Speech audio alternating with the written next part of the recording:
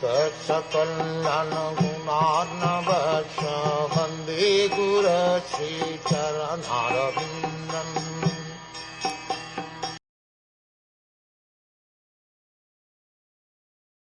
Conjecturing on the origin of the storm, they said, "There is no wind blowing, and no cows are passing, nor is it possible that this dust storm could be raised by plunderers, for there is still the strong King Bahi, who would punish them. Where is this dust storm blowing from? Is the dissolution of the planet now to occur?" Specifically significant in this verse is Prachina Bahir Jivati.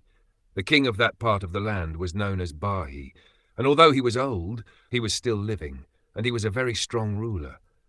Thus there was no possibility of an invasion by thieves and plunderers. Indirectly, it is stated here that thieves, plunderers, rogues, and unwanted population can exist only in a state or kingdom where there is no strong ruler.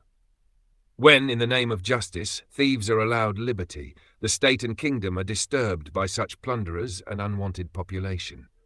The dust storm created by the soldiers and assistants of Lord Shiva resembled the situation at the time of the dissolution of this world.